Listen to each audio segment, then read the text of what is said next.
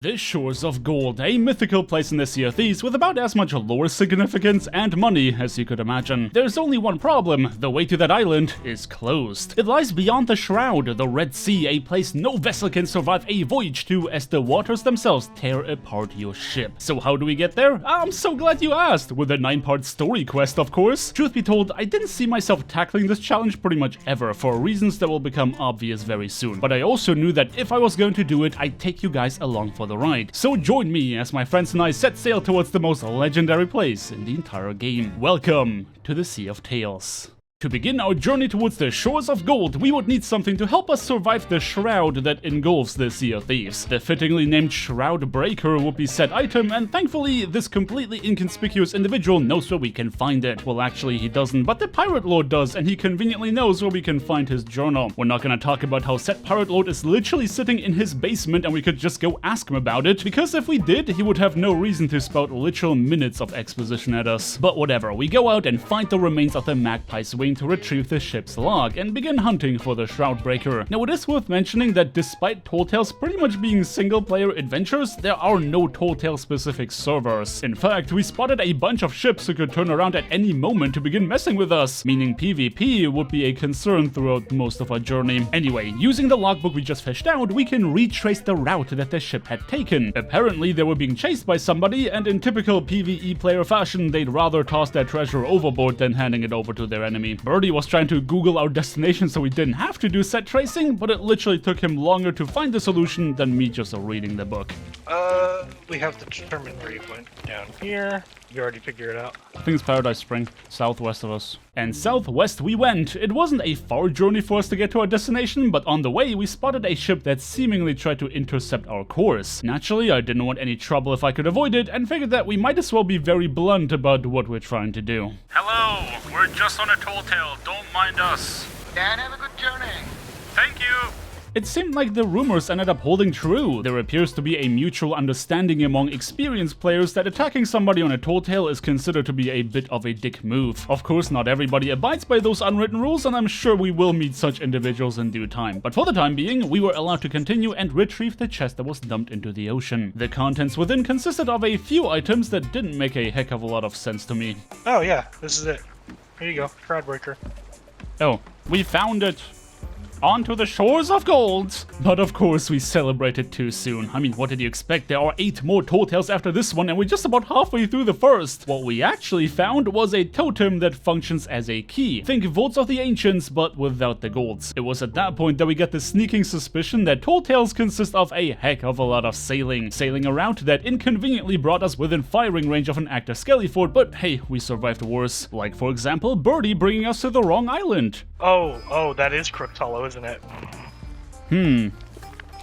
Following the clues in the book, we eventually arrived at Crook's Hollow without much of an idea of what to expect. Usually, when you use a totem key for a vault, the gate will open and proceed to close very slowly while you collect the treasure. But with this one, I just found myself in an empty room while Birdie went back to the ship to grab some food. I decided to light the braziers just to see if the light would reveal some more clues, and, well...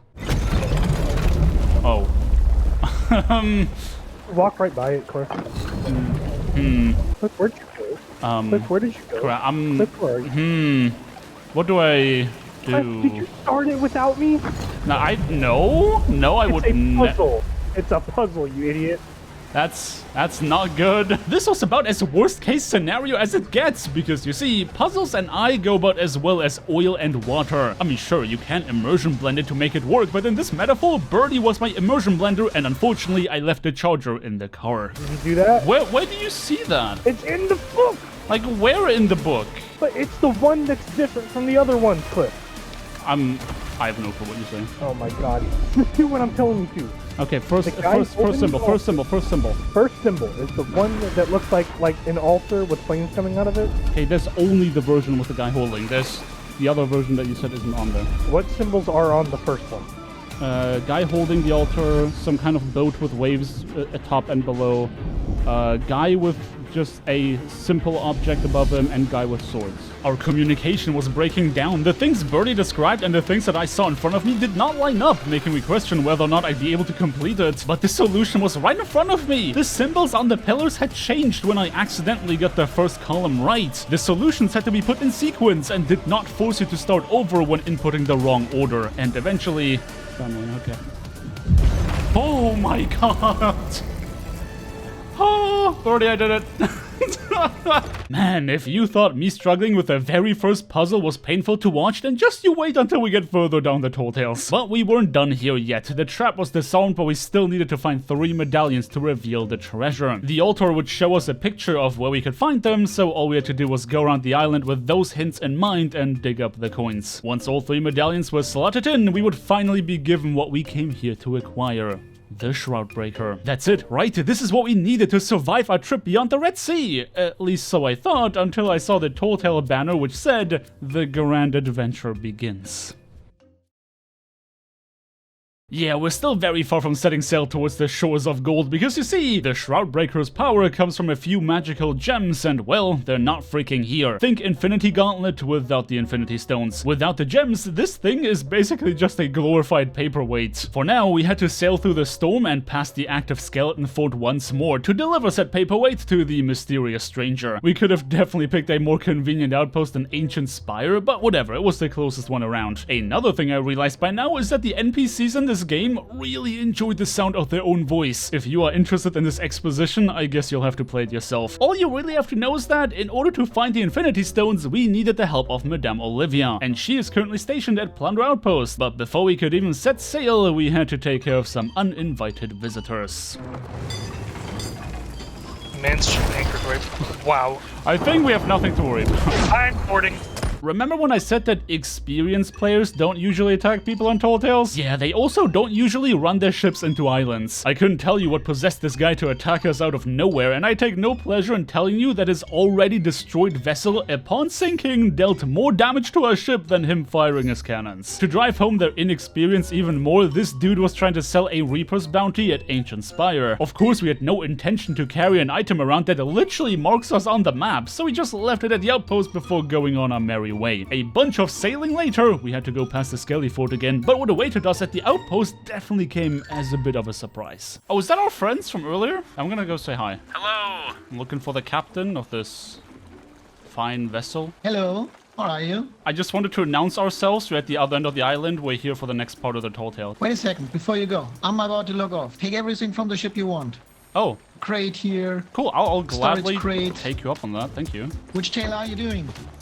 We're doing the Shroud Breaker for the first time. In stark contrast to the other outpost, this individual continued to extend nothing but kindness towards us. Contrary to that very pleasant conversation, we now had to listen to Madame Olivia's monologue for a few uninterrupted minutes. Basically, she was using a lot of words to describe that all we had to do was go out and kill 2 skeletons. Okay, it's a bit more complicated than that. To find out where the Infinity Stones are hidden, we had to track down those who are last known to have seen them. Captain Briggsy is the only pirate we know that has made it to the shores of gold, so that's as good a clue as we can get. We gotta go and find some of Briggsy's possessions, which with the help of a little bit of magic can show us where she is. Sounds simple enough, right? Just solve the riddle, find the locations, and go slaughter the Skellies for their treasure. Unfortunately, when Birdie is the one responsible for solving said riddle, you can never guarantee that it's gonna be that easy. Did you look up the wrong skeletons by any chance? Nope, you should just be at the top of the mountain. Yeah, this isn't the right place. You think so? What gave it away? How about the fact that it's at Snake Island? That's what gave it away. Back to the task at hand. The first of the Skelly Bros gave us a skeleton key, and the second one was hiding the chest that corresponded to said key. Within the chest, we found Briggsy's broken spyglass as well as a star map, which I'm sure are completely random items and have no relevance to any upcoming Tall Tale at all. I'm kind of breezing through this chapter because fighting Skellies isn't exactly what I consider dangerous, but you know what is? That Reaper emissary that logged in while we were hunting down said Skelly Bros. We were keeping a watchful eye on the map to make sure we didn't get ambushed, but when it was time to return to Madame Olivia, I couldn't help but notice that these Reapers were kind of in the way. Back to Ancient Spire where the Reaper is currently headed. Actually, no, it's Plunder. Oh my god!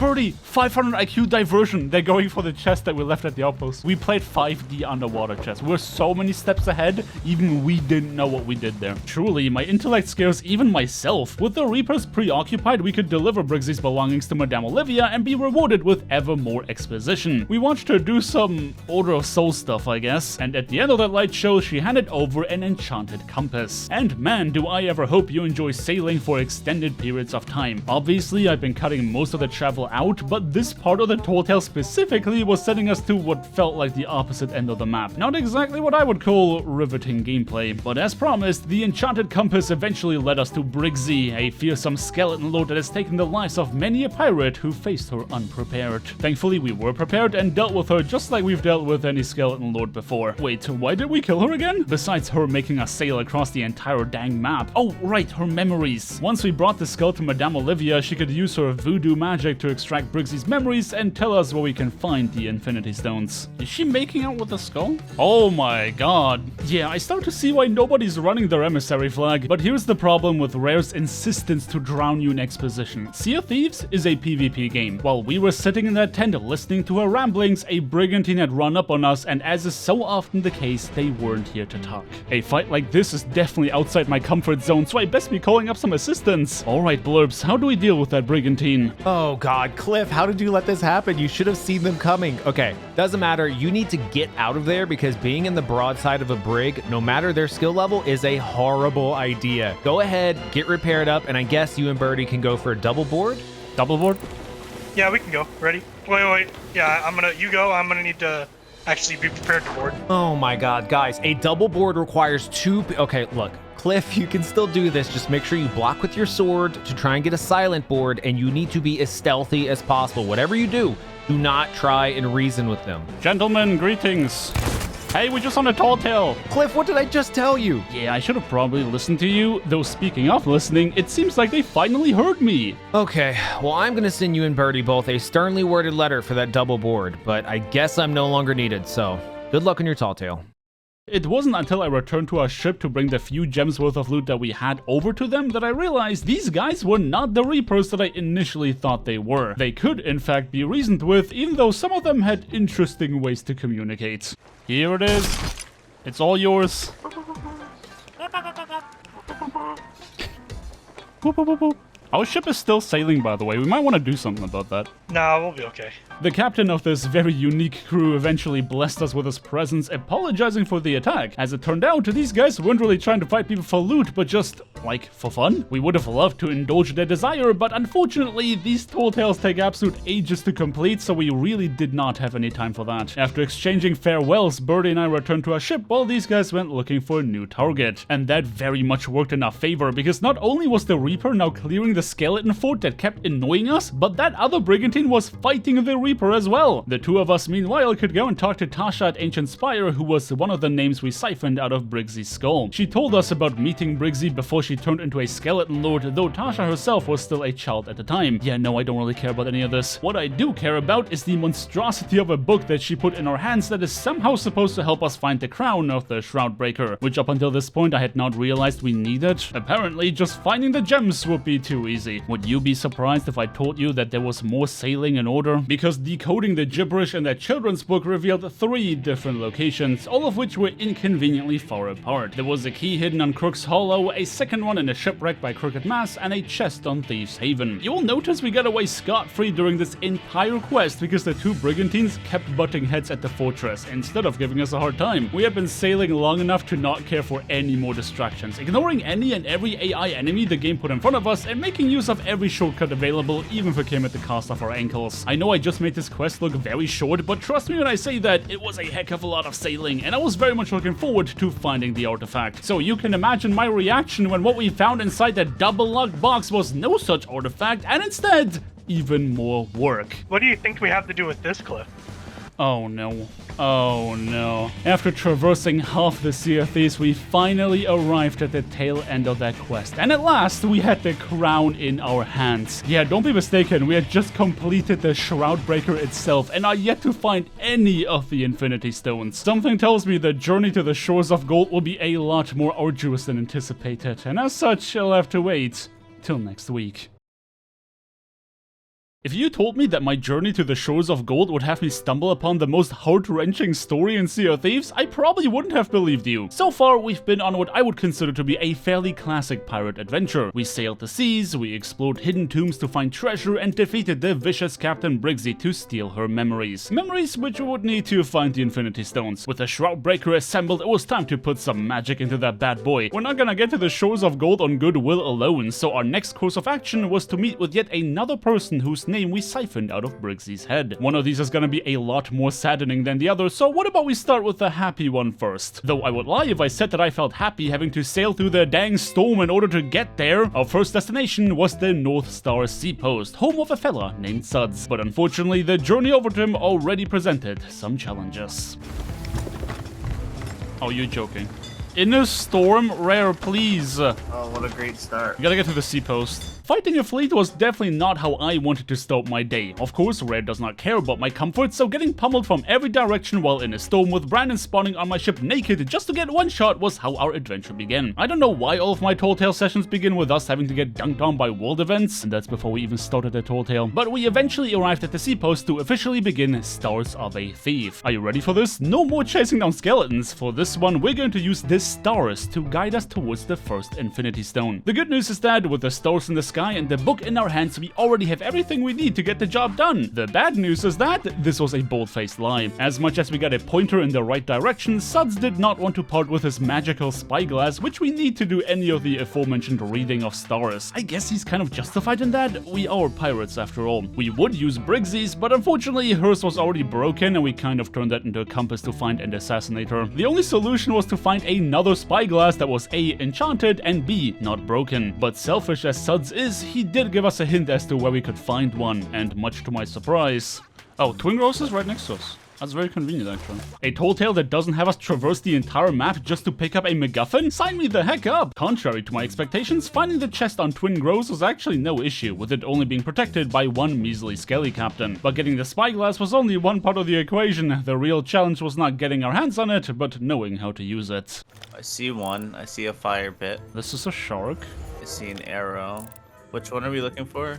I don't know what we're looking for. So here's the thing about these Tall Tales. Most of them have different combinations of puzzles so that every time you do them, they end up feeling at least a tiny bit different. For Stars of a Thief in particular, there were pages upon pages of solutions on Rare Thief, and just looking at that page made me go, yeah, no, I'm not reading any of that. If I have to read a bunch of text anyway, I might as well read the actual book. And eventually, we found out that the story within speaks of an eagle, prompting us to sail in the direction of the Eagle constellation. Ignore the part where it literally gives us the name of the island. But the trick is that, in the story, it talks about how the eagle never landed on that island. In actuality, we had to go to a neighboring island off of Lonely Isle, which gave us our final destination, Lone Cove. From there on out, all we had to do was align the eagle with the rock so that it looks like the picture in the book, and once we dug at the spot where that was the case... Oh! Wow. Oh, is that already it? Is that what we need? No, that's... Oh, hey, no, it's Tall not. Tale over. Video's No. done. Let's go home. Listen, unfortunately, I know that this is not it. They always make me think I'm already done, but it's actually just the beginning. Now, you would be forgiven to believe, since we are looking for magical gems, that this is one of the fabled Infinity Stones, but that will be too easy. It took me a second to realize, but obviously this gem is too big to fit into the Shroud Breaker. It is actually one out of 2 gems that we need to get access to the gem that does fit into the Shroud Breaker. You picking up what I'm putting down? Basically, we had to repeat the whole process all over again to get access to the second gem hidden away at a different island, at which point we would finally be ready to get our hands on the Infinity Stone. After a prerequisite amount of sailing, of course. Our final destination was an unmarked island that, while having sailed past it many times, I never suspected of holding any relevance. Diving beneath the waves, we found a secret passage leading to a cave. One thing I love about these Tall Tales is that even though I've played this game for a while, it keeps bringing me to locations that I didn't even know existed, and that's pretty cool. But there was no time for sightseeing. We slotted the gems into the statue, expecting it to spit out the Infinity Stone in return, but what we ended up getting definitely was not that. Ooh, what's this? Crab totem. No, not again. Why? Go next. God, why? Why do you make me do this again, Rare? Yeah, excuse my mental breakdown here for a second, but my brain was still processing the puzzle that I had to do last week. The good news is that the crab totem corresponded to the vault on the very island we were already on, so no sailing for us. Having learned from my mistake, Brandon and I took our time to decipher the puzzle before triggering the trap, by which I mean this is definitely where we had to use Google, because failing this part means you have to start over again. In my defense, we did try to do it on our own, but since Brandon and I share the same brain cell, we couldn't really make a heck of a lot of sense of it. But if you thought that made completing it any less exciting, then you'd be sorely mistaken. Okay, this is the first Infinity Stone. Let's go! Heck yeah. Is this the Power Stone? I hope so. I feel more powerful holding it. It finally felt like we began making real progress towards the shores of gold. We were so excited that even having to sail into the Skelly fleet did not take away from it. Also, let me just point out the irony of Suds refusing to lend us a spyglass, but us absolutely having to leave the Infinity Stone in his possession. But whatever, with a spring in our step and wind in our sails, we had worked up the momentum to continue on our journey and complete the next tall tale. Sanctuary Outpost was our destination, where we had to talk to a lady named Olive, not to be confused with Madame Olivia, who made out with Briggsy's skull. Actually, the names were those of Wild Rose and her fiancé George, but they're pirates, so they have better things to do than sit at an outpost all day. Olive is a friend of the two, meaning she's our best shot at getting an idea where they are, and oh no, she is also from the Order of Souls, and they don't usually deal with people of the living variety. Okay, let's not jump to conclusions. I'm sure that Rose and George are completely fine, and we can just ask them about the Infinity Stone. All we have to do is repeat the process by which we found Briggsy, get our hands on some of their belongings, and turn it into a magical compass. And while the first item was easily found, the book that Olive gave us was so full of what felt like random fluff that it was a bit difficult to discern what was actually important. Sometimes they mention islands that they like pass by in these stories. No, this one specifically says we went to Sailor's Bounty and we picked up George. Okay, but then that's not relevant, right? Because we're looking for items they left behind. Oh, I didn't know that. I thought we were just attending all of the islands. Yeah, that one brain cell was coming in clutch. But before you give Brandon a hard time, it's not like I was without fault myself, because being the idiot that I am, I brought us to Lone Cove when our actual destination was Cannon Cove. Easy mistake to make. Arriving at Cannon Cove and gracefully ignoring the Ashen Winds event currently taking place on this island, we could finally strike gold and find another item belonging to the two lovebirds. Did you know that they were just about to get married before they went missing? The entire book that Olive gave us was full of lovely tales about how they met and grew together, making me dread the possibility of them not being alright. Our collectathon ended on Smuggler's Bay, where a lot of digging was necessary to locate the final item which we would need to craft the enchanted compass. Eatus, Skeetus.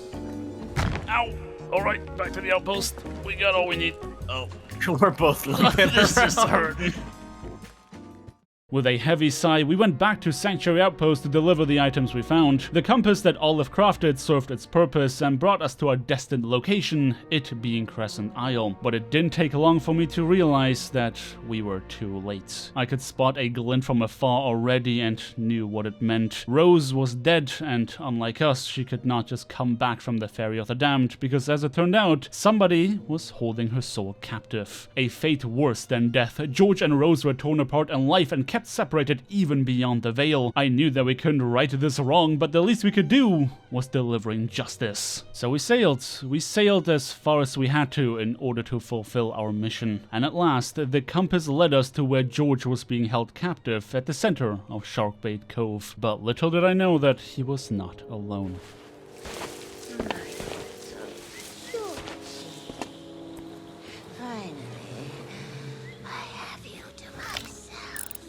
Captain Rook was his captor, greed and selfishness reeking out of every fiber of her being. I listened from afar, how she killed Rose and George alike, how she sacrificed her own mortality so that a certain Captain Greymarrow would bestow upon her the secrets of how to capture souls. But none of that mattered to me. All that mattered was getting her scrawny skeleton fingers out the pendant so that I could reunite George and Rose. And I think we all know how this fight ended. The victors write the history books, and with a final swing of my cutlass, this page was written. He's mine.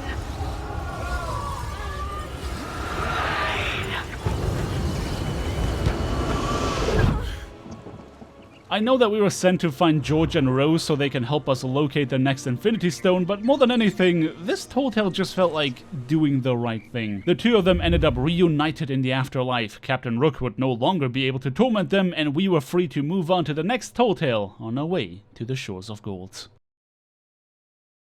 Now, I can safely say that I have handled many a different kind of gunpowder keg in my time, but this is something else. Not only because I've never seen that before, but also because of all the trouble I had to go through in order to get my hands on it. My distaste for puzzle solving has been very well documented by now, but if I want to make it to the shores of gold, then well, it's a challenge I'll have to overcome. Little did I know at the start of our voyage how challenging this would be, but I was delighted to find out that I would finally get to sail with both of my crewmates on the mighty brigantine. Good morning, gentlemen. Are you ready for another tall tale? No. We got differing opinions here, I see. You'll love it in time. As you can see, we had varying levels of enthusiasm for the task at hand, but rest assured knowing that today would be different. Finally, we could leave behind the sloop in favor of the swift brigantine, which means we could cut our travel time down by a significant amount. And travel we did, right towards our first destination, Plunder Valley. I would celebrate the fact that there was no world event to dunk on us this time, but the island itself decided to bestow that inconvenience upon us anyway by attacking us completely unprovoked. Naturally, we couldn't leave a ship as big as this unprotected, so Brandon was on watch duty while Birdie and I tried to find whoever it was that we had to meet. And let me tell you, I did not expect that just finding this person would already be such an undertaking. It took us way longer to find our contact than I'm willing to admit, because as it turned out, that contact was a bit on the shorter end. Meanwhile, Birdie was trying to look around at the opposite end of the island, so I tried to guide him in my direction. By the way, if you've seen some of the past episodes, you'll know that Birdie and I are in a bit of a pranking feud where we try to blow each other up using gunpowder kegs. We would only later find out how fitting that contest was for our task at hand, but for now... I knew you'd do that. I don't know what you expected to happen, to be honest. Another W for the Master of Kegs. The only thing more painful than getting blown up, however, was having to listen to this bird. Stop! Polly got a bargain! Polly got a bargain! That's hard to listen to. Sounds even worse in my Bluetooth headphones right now. Wants to buy from a talking parrot. This is really hard to listen to, dude. Yeah, Birdie's emergency Bluetooth headphones definitely didn't sound great. Not to mention whatever the heck they did to this other bird's poor voice. But whatever, we had a puzzle to solve and no time to waste. Deep it lies, near bird of stone, stories told and lifeless bone. So we're looking for skeletons. Oh, I found that 2 minutes ago. Oh, really? Let's go. Yeah. And so we went. Despite the warnings in the comment section imploring me to use a guide for this tall tale, the two of us are making great progress on our own. All we had to do was read whatever story the book told us and then make it so the skeletons replicated what was said. Also, let me just point out that at this stage, Rare Thief has forgone the writing of solutions for the tall tale and replaced them with videos. If I was already too lazy to read the solutions for Stars of a Thief, do you really think I'd sit down to watch videos instead? Yeah, fat chance of that. Not like the puzzles were very difficult anyway. Once all the skeletons were moved in position, a cage began lowering itself, granting us access to a special spyglass as well as some additional notes. These notes consisted of another poem that we had to decipher, together with a map that triangulated the position of something we had to find. Brandon was still stuck watching after the ship, so I was definitely making a point to complete this part of our journey as quickly as possible so that he didn't die of boredom. And the Trapmaker's mark was easily found, except that I didn't quite understand what I had to do from here on out. Where are you? What does yours look like? It's looking towards a broken ship. Well, mine is... You see me up here? Yes? I think you're standing on top of the same thing that I am. Look, get your spyglass out. Oh. Mine is pointing that way. Mine's pointing this direction. Should we just drink and see what happens? Stand and drink in the view. Stone's location spoken to you. I mean, I can drink, I guess. I got a grog. Needless to say that getting drunk did absolutely nothing. Nothing useful anyway. At that stage, I definitely began to understand why everybody implored me to use a guide for this, but against our better judgment, we continued scouring the island to see if we can find it on our own. As it turned out, this tall tale requires more than a single brain cell to complete, and my biggest mistake was not trying to do it without a guide, but telling the only guy who brought 2 functioning brain hemispheres to stay on the ship. I found a Trapmaker marking. Around the ship? It's where I'm standing right now. Did you leave the ship? I did. But I'm up top, so I can still see the horizon. So that's a new one. You're welcome. Goodbye. Thank you. Ah! Cliff, come here. Rum and gold, drown my grief, fairy, fern, accused thief. Is this it? Well, come towards me. More, a lot more. Stop. Back up a little bit. Oh, Okay, yeah, that's fine. okay, here we go. Yeah, definitely not us taking an entire in-game day to make progress on a single step towards a puzzle. Thankfully, Brandon was surprisingly competent today, opening our eyes so that we finally made sense of why we found so many Trapmaker's markings, which made finding the remaining clues very easy. In fact, Birdie didn't even need me to guide him towards the final dig, though we were about to learn how the Trapmaker got his title in the first place. Got it. Nice. Oh god, what is this? What was that? Oh, Birdie? Birdie? wait, is it ticking down? Can I juggle this? Is it ticking down? There's explosions coming? So I left a surprise for you. Oh god, I oh god. left a surprise Juggle it. for you. Juggle this. Please find the key to the workshop here. Yeah, what a surprise. Thank you, The door Trapmaker. opens lies elsewhere. Yeah, nothing like giving us a gunpowder keg and then detonating more kegs to blow it up. That Trapmaker definitely didn't get this title for nothing. Thankfully, I managed to outrun the, and may I add, very loud explosions, which Birdie somehow did not hear, making me wonder why he panicked in the first place. Did you not hear the explosions? No. Bro! So is this like a keg? I think it's a key. That Bluetooth headphone of his somehow managed to make an already clueless Birdie even more clueless. But whatever, we finally had the keg, which is a key, apparently? Further instructions had been very clear about us having to bring it to Sailor's Bounty, and you know, we weren't entirely sure whether this key in keg form could actually blow up. And after how long it took us to get that, none of us were eager enough to find out. We definitely made a point to try and avoid any danger, whether that be other pirates or an encroaching storm. But of course, as is so often the case, the biggest danger to our success is our own stupidity. How do you switch which item you're holding without opening the menu? Scroll wheel? No, I meant like, okay, so I'm holding a coconut, but Yeah. I have a banana in my inventory. You hit How do I 3 change that again. with that? Hit 3 again. 3? You didn't No, know no. that?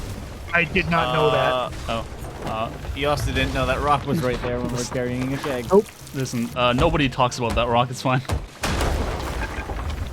Is that another rock? Don't worry about it, we're good. This is really not the time to be doing what we're doing right here. We're also heading right towards the ship, and we're gonna hit a rock in a second. Again? What is happening, Birdie?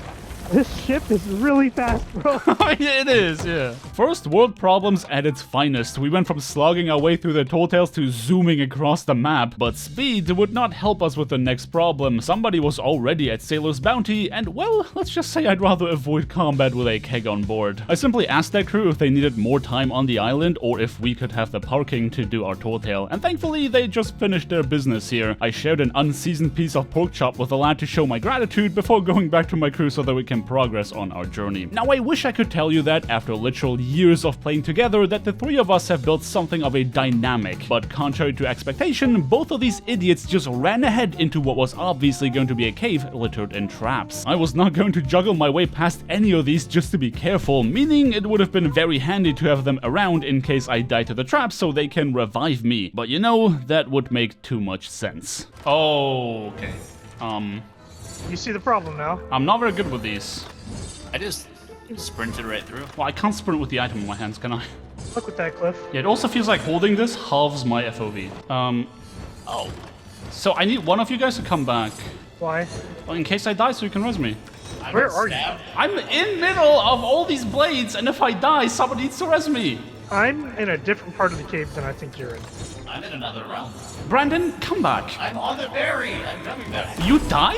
I got shanked. Why would you spawn a gunpowder keg in a cave? Our lack of coordination rivaled even that of an open crew. Instead of us trying to get through this as a unit so that we can beat each other's insurance, the two of them preferred to do it the hard way while I slowly and securely made my way past the traps. Through some grace of God, we did eventually make it into the final chamber with the Trapmaker's keg intact, meaning completion was within reach. For the next part, the three of us would have to fight waves upon waves of fairly tanky skeletons while surrounded by traps. The key? We are in control of activating them. A crew with any semblance of team play is going to be able to coordinate hitting the traps at the right time to take out most of the skeletons in the arena, but because we are anything but that... What about this? One is on the right side, one's on the left side, and I'm gonna stay here between these... Did you actually just do that? Brandon! Okay, so we figured out what the things do. Okay, so we all stay in our corners and we just spam these levers. Thoughts? Brandon! It's okay. You freaking troll. That's what you get. You deserve that 100%. I did. Trying to kill me and he killed you. You played yourself, bud. Oh, ugh. Oh, thanks, Brandon. I wish I could tell you we did this in one go, but that would most assuredly be a bold-faced lie. Eventually, and I mean much later, the boss of this gauntlet would finally grace us with their presence, allowing us to kick in what remains of their teeth to finally be able to get the heck out of this godforsaken place. But let's not forget that this is a tall tale made by Rare. Of course, that captain did not spit out the Infinity Stone, but instead another totem. Would you be surprised if I told you that we have to go to another vault? Thankfully, the wind was about as much in our favor as we could expect, making the trip a breeze. All of us were longing for an end to this tall tale. Granted, most of our suffering was a result of our own incompetence, but alas, Crescent Isle was our final destination. You've seen us open enough vaults up until this point, the only difference being that Brandon was trying to sabotage us once again. Guess he wanted to become the next trap maker. Speaking of which, the actual trap maker still wasn't done with us yet. I don't think we're gonna get any clues, are we? I salute you, pirate, but heed this warning. Take it for the glory, never for the greed. I concede the game. I've no more tricks up my sleeves. Okay, well, let's go. Yep. Oh, Oh, that was really difficult. there's nothing here. No, there's no way. There's actually nothing here. Yes, there is. Wait, this dude is holding? Oh, Shroud Breaker. Oh, God, of course, Rare. There's no... Aha, I see. Okay. I brought that. Captain of the vault. Hey, he's dead now.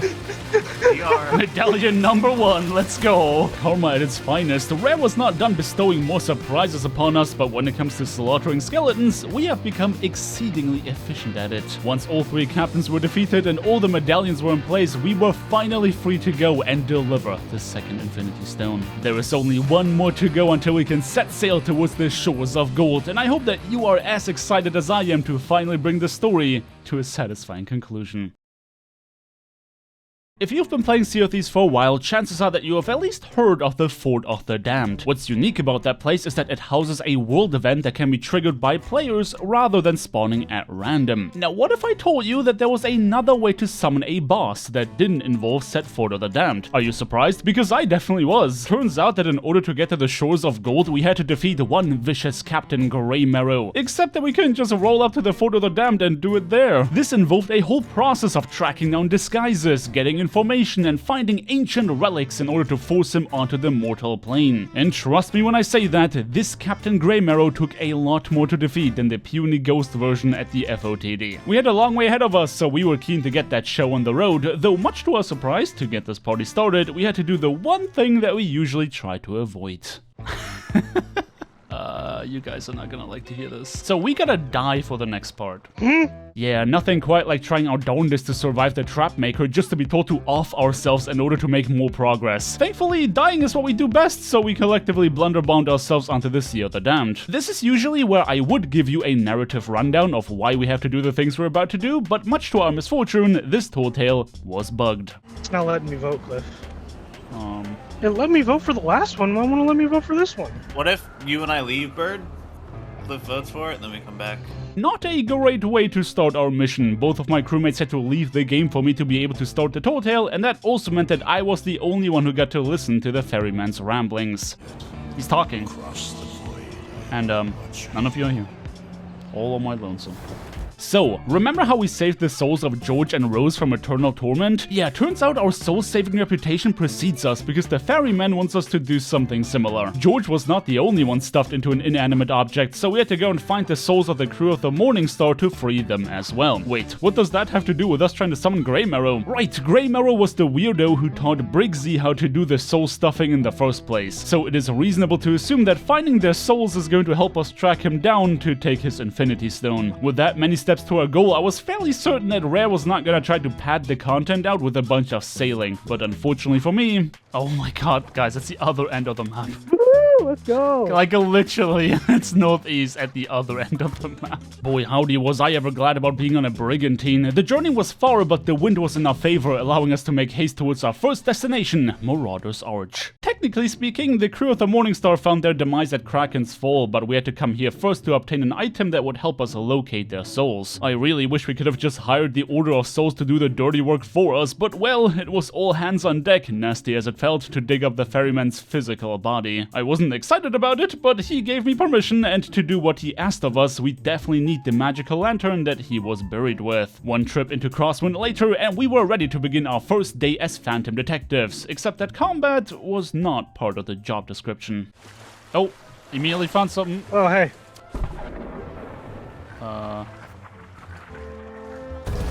We should probably do something about that. And do something we did. Trying to split our attention as effectively as possible, I continued uncovering clues to find out what happened to the crew of the Morningstar, while Birdie went to take care of the skeleton, with Brandon staying on the ship. Not to look after it or anything, but as punishment for killing us on purpose during the Trapmaker Gauntlet. But only because one has a plan does not mean that one can execute it.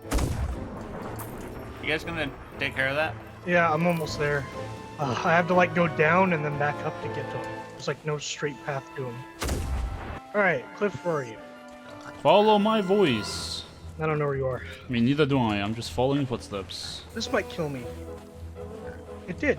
I don't know if I'm anywhere near you. No, you're not. Good luck. Yep, this was going about as well as I had expected it to. Alas, we had achieved our goals with some amount of difficulty involved. The skeleton was defeated, and me following the footsteps led to more clues. Greymarrow was not a romantic type, because instead of using a pendant, he just stuffed the souls of his victims into crude boxes while telling his minions to throw the key away. But thanks to the ferryman's magical lantern, I could retrace those steps in order to get my hands on that which was never meant to be found. Though in my infinite wisdom, I had leapt off the mountaintop without considering the location of the box corresponding to this key. I was hoping Birdie would make just as much progress as me, seeing as how we had to find and save a total of 3 souls, but he beckoned me over to help him solve his part of the mystery. There's something here, look. Maybe it's a drag mark? Let's follow the drag marks. Maybe that's where they brought the chest. Oh, yeah, here we go, okay. Okay, yeah, now we're going somewhere. That's 2 different... Alright. Okay, I'm gonna leave the key here so we can follow the 2 different paths. I'll go left, you go right. Oh, okay. I found a second key? Okay.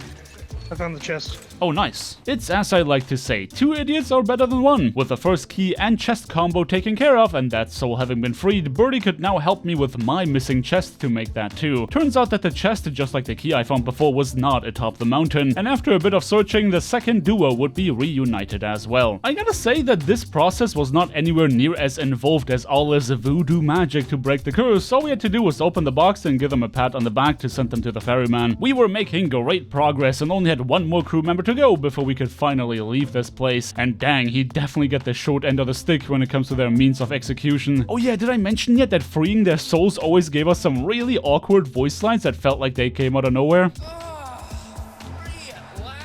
Yeah, as you can hear, voices. Bit of a weird artistic choice there. I'd much prefer to have a bit of a face-to-face with the people we saved, but whatever. We had fulfilled our end of the bargain, so it was time to return to the ferryman and claim our payment. Even more bafflingly, the people we saved were waiting for us at the Ferry of the Damned, so there really was no reason why we had to listen to disembodied voices before. Now this is where it gets really funny, because the crew of the Morningstar were like, hey, thanks for saving us. By the way, we have no clue where you can find Greymarrow. But just as we were about to stuff them back into the boxes, they told us that, in life, they knew somebody who might be able to help us out. Unfortunately, these people are not gonna tell us anything unless they think we are the crew of the Morningstar, which means we had to find out where they sank and hope that they had a change of clothes on that shipwreck that survived. Had I known it takes this many steps to summon Greymarrow, chances are I would not have gotten out of bed in the first place, but alas, no amount of complaining is gonna make our situation better, so onward we went towards Daggertooth Outpost. Hey, wanna know what's even funnier than Rare sending us to the worst outpost in the entire game? The Tall Tale's still being bugged. I can't vote for it! Oh, God. Alt F4. I started to feel like Birdie was just making that up so he wouldn't have to listen to all the exposition that this NPC was about to throw at us. The lady was giving us a bit of a rundown about why we should be scared of Greymarrow, and I mean, I don't remember asking for her opinion. Anyway, we were 1 step closer to summoning the big guy himself, with our next destination being Boulder Key. I mean K. Key. It's K.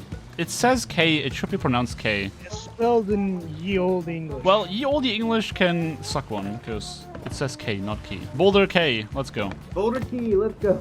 I'm gonna call it Boulder Koi just to be different. And as such, onward we went towards Boulder Koi. We arrived in the middle of the night to the tune of a whole bunch of phantoms fighting a skelly captain, and fortunately for us, said captain gave us a map which allowed us to dig up a stronghold gunpowder keg. These things deal a ton of damage, meaning it is the perfect weapon to use against Greymarrow. But for now, we had to dive down to the ship shipwreck to find some clues as to the whereabouts of our cosplay. Said cosplay was not actually on the ship at the time of sinking, allowing me to dig up a completely dry set of clothing from the island itself. We were dressed up for the part and ready to uncover how the heck we can finally summon Grey Marrow, though unlike the actual crew of the Morning Star, we intended to be prepared. Of course these idiots couldn't beat him because they didn't bring any Disney sticks. Thankfully, there was a treasury not too far away from Boulder Koi, meaning we could go and stock up in no time at all, though as things would have it, of course it was never meant to be that easy.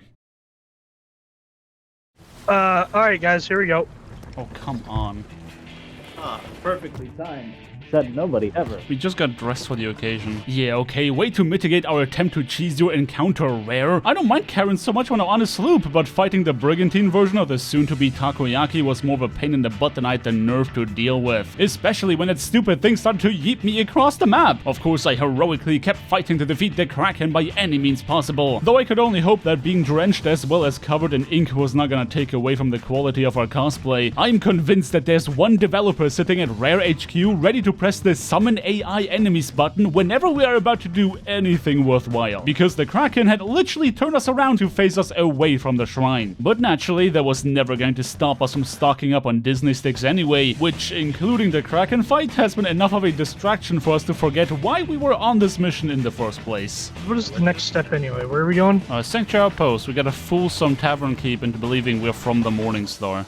So we have to push E, and then they're gonna tell us everything we want to know anyway. Yep, and that's more exposition, I guess. Now, you might believe that, in light of our snarky comments, we had seen through the formula of this tall tale, but in a twist that surprised even us, Rare did not deliver on our expectations. Does she not have voiced dialogue, or are we doing something wrong? Nope, she sure don't. We dressed up for this? There's not even dialogue? Yeah, it turns out that none of the people we had to squeeze for information had voiced dialogue at all. Dialogue that didn't even make sense because there's no such thing as an island called Sinking Cove. Okay, at that stage, with how many bugs we had already encountered, I was not convinced that this is how that was meant to go. So onto Rare Thief I went to confirm that we were still on the right track. And we were, though to understand why I dreaded the next part of our tall tale, you're going to need a behind-the-scenes glance. Yo, why is this all written in kanji now? I don't like this. True. You see, I've been trying to learn Japanese for the past 4 months, and among the myriad of things to complain about, the one thing I absolutely hate with a passion is one of the 3 scripts they use. Kanji. Hiragana is something along the lines of our basic alphabet. Katakana is the same thing but edgy, and kanji is what happens when you let old people decide that young people have to suffer as much as them. It's like the ancient Chinese version of Zoomers communicating in emojis. Back to our problem at hand. We had to defeat Grey Marrow's minions, who would then give us his orders, which had been written in the Sea of Thieves version of kanji. Except they actually make more sense than kanji. So with a screenshot of the translation page on one monitor and the book on the other, I began translating this nonsense. Captain Skull from Kraken, from Rock. Kraken Rock, face. Kraken Rock, face. Yeah, that's about how I sound speaking Japanese as well. But anyway, eventually all that stuff would translate into a guide on how to find the first relic. I also had the epiphany about the NPC trying to send us to Sinking Cove. It was a combination of the 2 destinations, Cannon Cove and Sunken Grove. At that point, we had been at this tall tale for hours, was looking like absolute clowns, and you can be sure that our patience was growing thin. So we went and slaughtered the next minion before going for another round of translating. And finally, we completed our laundry list. But it gets better, because not only did this tall tale start at the worst outpost in the game, it was supposed to end at the worst island in the game as well. Old Faithful Isle was home to one of the abandoned skeleton fortresses where we could conduct a summoning ritual, meaning all we had to do now was get our Disney sticks in position before calling upon the Hour of Twilight. You down for another behind-the-scenes glance? I figured I could use the time the boys took to move the Disney sticks to set up a cool thumbnail, but unfortunately, we hadn't encountered enough bugs just yet. Install ladder? Where? Yeah, on me. I'm climbing it right now. I don't mean to alarm you guys, but the chalice disappeared. Certified not good moment. This better not be how we get Rare today. In my attempt to stage a thumbnail, Rare decided to simply swallow one of the artifacts we needed to complete our tall tale. Panic was written all over us as we scrambled to find the chalice, but there was nothing, not even a glint. But don't despair, for this was still within expected tolerances. That's right, my friends, because it is current year, and Rare has bestowed upon us the magic of checkpoints. We could simply flip the tall tale and get our items restored. Oh, right. Thank the Lord, they're back. Oh, 900 IQ, let's go. Alright, good job, man. Grab the chalice. Can you believe checkpoints weren't always a thing for Tall Tales? Bro, I can't imagine. Unfortunately for us, the story didn't end there, because as much as rare giveth, rare very readily takes away. Wait. They changed our location. Oh, we gotta go somewhere else. Can we just keep flipping it until we get the same one again? Let's try. And so we went, flipping the Tall Tale time and time and time again. It took us so long to get the correct location that by the time we had it, the island was repopulated with a bunch of AI enemies. But at last, we could finally place the artifacts on the altar and summon Greymarrow to beat the ever-living snot out of him once he shows up. Because no boss fight will be complete without the boss spending an extended period of time taunting you whilst not being attackable. At that stage, let me mention that our record for killing his ghostly version at the Fort of the Damned was 93 seconds. And let me also add a spoiler in that this fight took a lot longer. Not only that, but he also immediately started spamming area of effect attacks, which blew up our stronghold gunpowder keg, which up until that point we had kind of forgotten existed. Now I wish I could splice together some kind of epic narrative, but I mean, it's a boss fight in Sea of Thieves. The dude had a ton of HP, kept summoning minions for us to deal with, and continued to spam aforementioned AoE move. And after a painfully drawn out fight in which we dumped truckloads of damage into him, yes, Easy. we finally got it! The final Infinity Stone! God, it's been a long way, boys. We had done it. We defeated Captain Greymarrow, and all we had to do now was deliver the stone to the shipwright so that she could finish our Shroud Breaker, meaning we finally reached the end game. Did you hear what she said? Morrow's Peak. Yep. You know what that means, boys? Next week, onto the shores of gold. Let's go.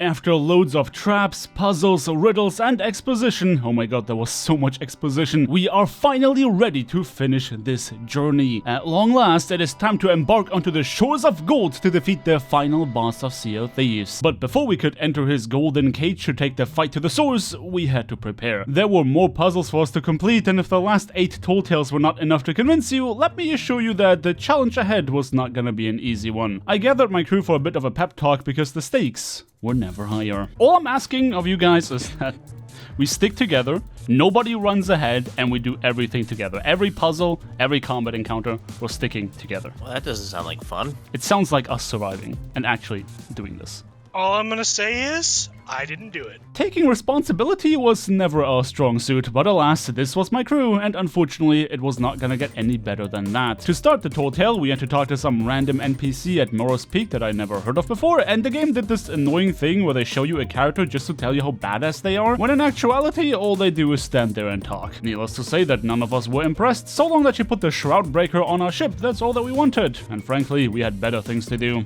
You know what we should do, instead of listening to this person? Leave. A ship makeover.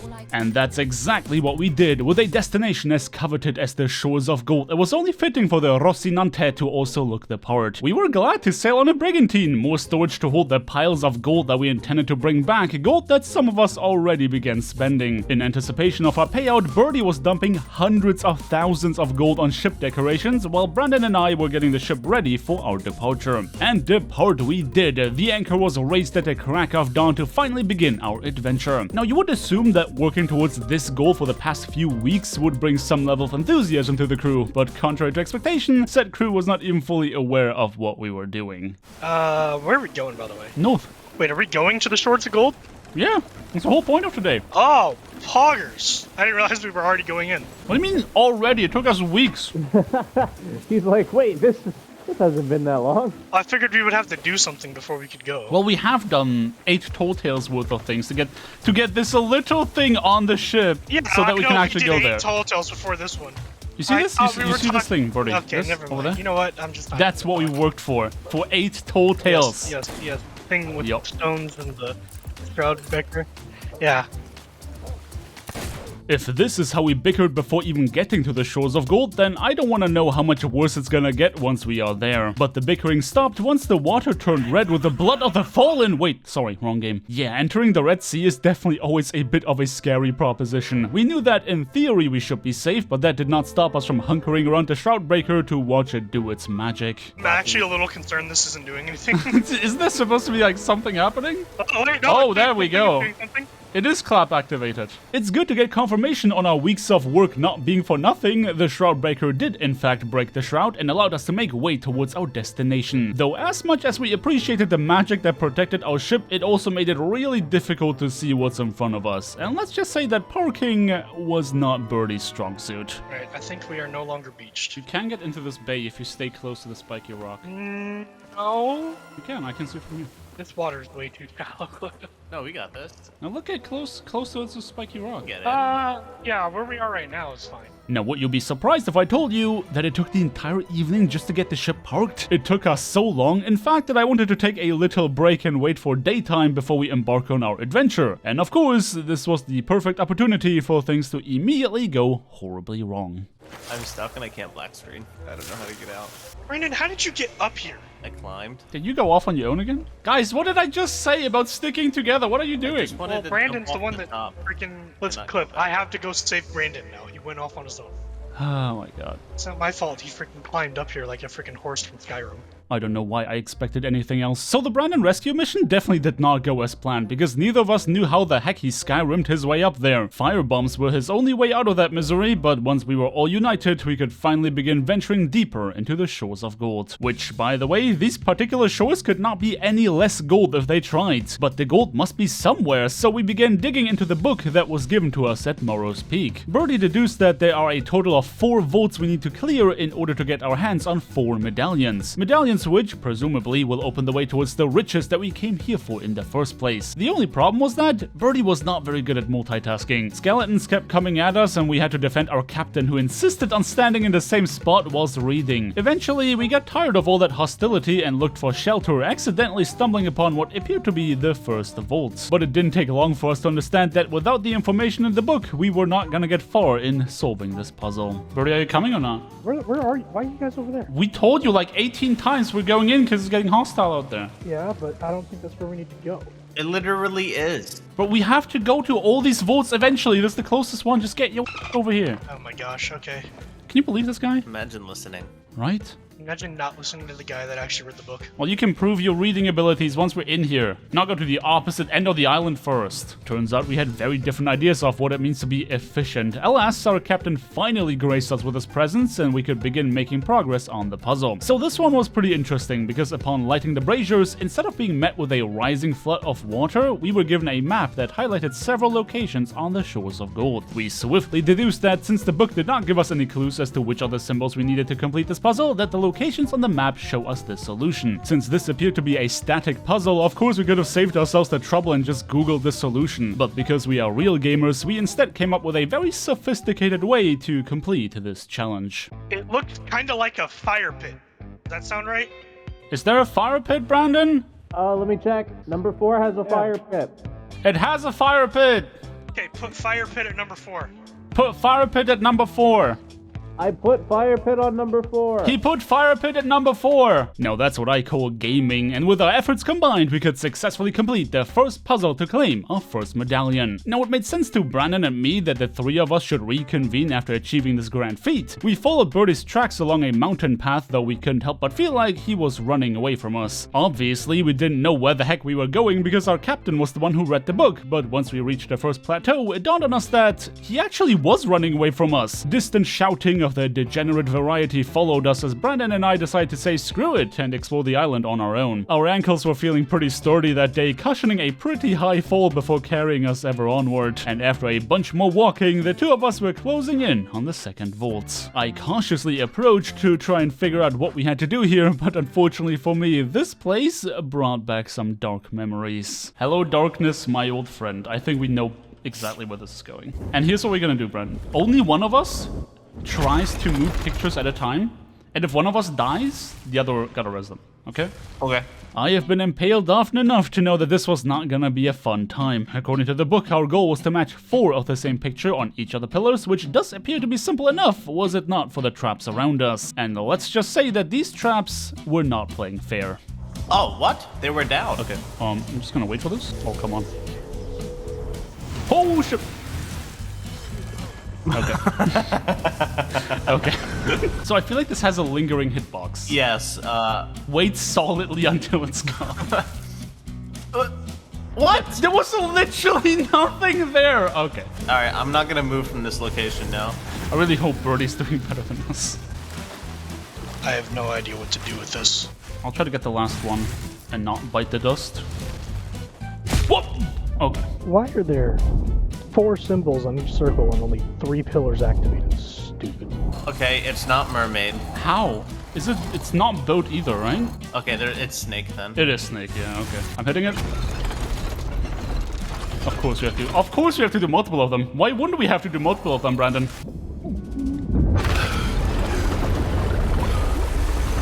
I'll go over. Okay, we just went at the same time. That could have been disastrous. Yeah, that's scary. Nice. Thank God they only made us do 2. Do I trust this? I don't know. Okay. Here, I'll get out of here first.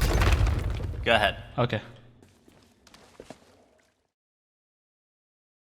After a lot of trial and error, we had gotten our hands on a grand total of 3 medallions. Birdie must have finished his vault before us because he had enough time to find the cave where we had to bring them. And because Brandon needed a bathroom break anyway, we decided to let him deliver the coins while Birds and I went to parkour our way towards the final vault. The 2 of us wanted to wait so that we could do the final puzzle together, but Brandon did not seem like he'd be back anytime soon. So into the final vault we went. Thankfully, this was the easiest of the 4. All we had to do was align the pillars so that they would mimic the picture of the key that we found in the cave. Definitely the most uneventful puzzle on the Shores of Gold so far. After reuniting with Brandon, we made way towards the medallion cave, and let me tell you, the real puzzle was finding your way around this island. This has not been very well designed if you ask me. It's like the pirates didn't make this island to be very accessible. Actually, I think the ancients made this. I don't think they made the island, but yeah.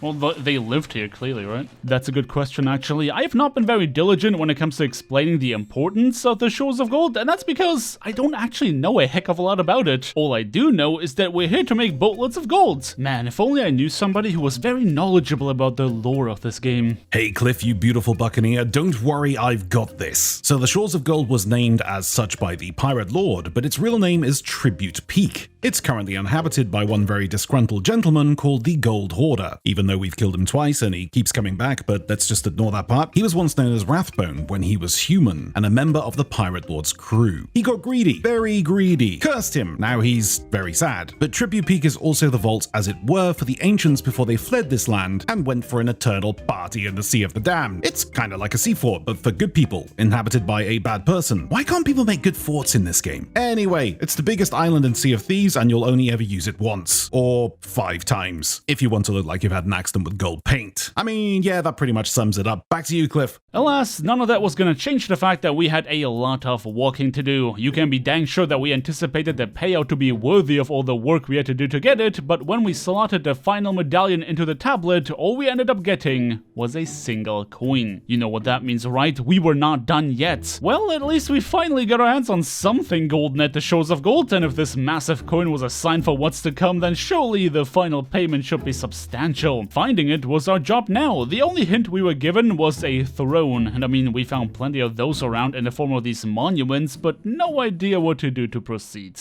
Oh, entrance? Oh!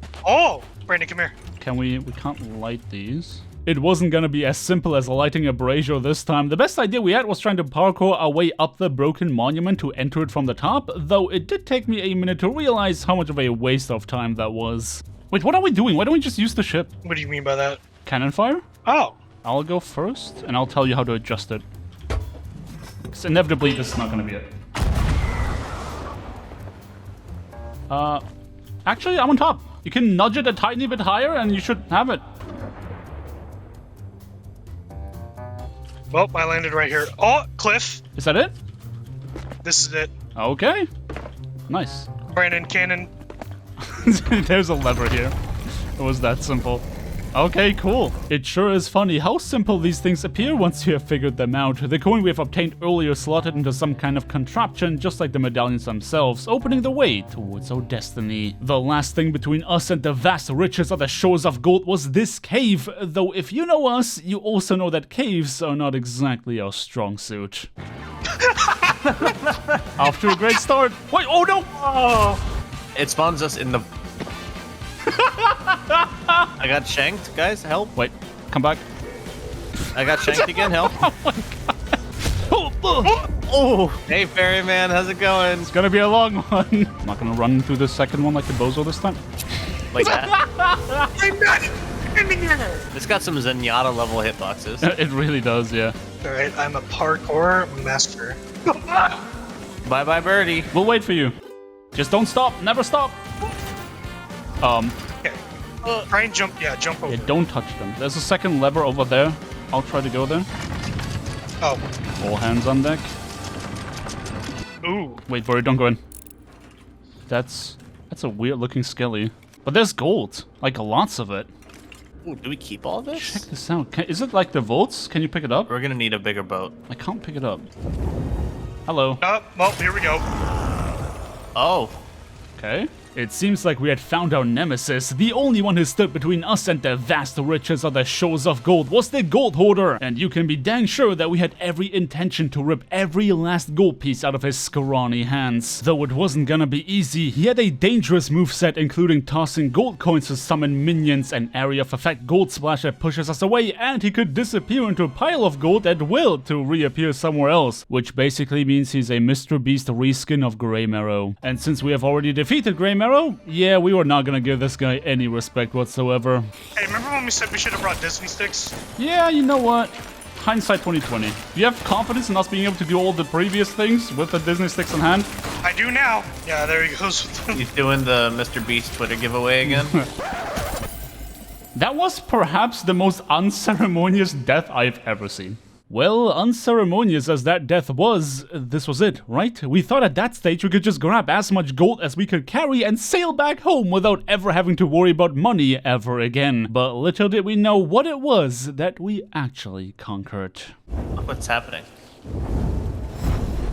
This is mine now. Birdie's the new Lich King. Oh. Oh no. Oh, come on. I don't want to be here anymore. Seriously? Our reward is exposition? Now, if you thought that going through all this trouble just to get lectured by a knockoff Santa Claus was a disappointment, then just you wait, because it gets worse. The dude told us a whole bunch of stuff that we didn't ask for, including the fact that we were not allowed to take any of the gold with us because it was cursed. I mean, I love some autonomy in the matter. Personally, I think I look pretty cool as a gold-covered cursed skeleton. But as if that was not annoying enough, he just had to rub it in with the one line that none of us wanted to hear right now. It's not about the gold. He's gonna say it. Shut up. He's saying it. He said it. Shut up. He actually said it. Shut up, stop, go away, you're cringe. I think it's entirely about the gold, not gonna lie. It's entirely about the gold. And everybody, it's the shores of gold. And he's trying to tell us it's not about the... Okay, the exit is open. Let's just leave. It's not about the gold.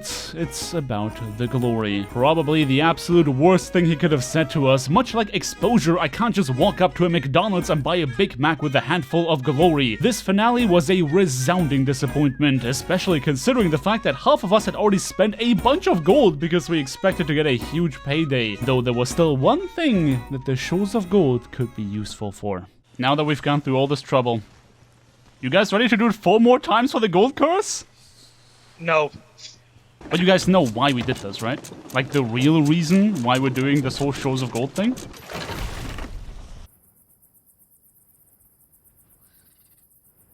And with that, we can close the book on yet another chapter of the Sea of Tales. Thank you everybody so much for sticking around this crazy adventure. I hope you enjoyed watching it as much as I enjoyed making it. A massive shout out to PhuzzyBond who helped me out in the creation of this series, as well as Captain Falcore and Blurbs for making guest appearances. You can find links to their channels in the description below. Don't forget to drop me a like on your way out if you feel so inclined, hit that subscribe button to join the crew, and don't forget to ring that bell icon to not miss out on our next adventure. I hope you guys have a day filled with the tallest tales on the sea, and until next time, peace.